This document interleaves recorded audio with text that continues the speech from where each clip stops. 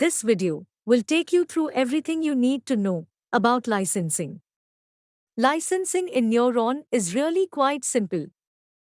Let's start by logging into the web UI and navigating to the licensing section, which can be found within the system area on the left-hand side of the navigation panel. From here, you can view all the licenses currently applied to your node. As you can see, the license file details are also provided here, including the name of the host and the UID, as well as all modules being licensed as part of the node.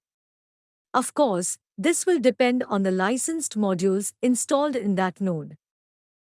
To the right-hand side of the screen, you'll also see two additional buttons that can be used to remove or recover a license whenever you need to migrate a license to a new node. The next videos will take you through the ins and outs of the trial period and show users how to activate a license.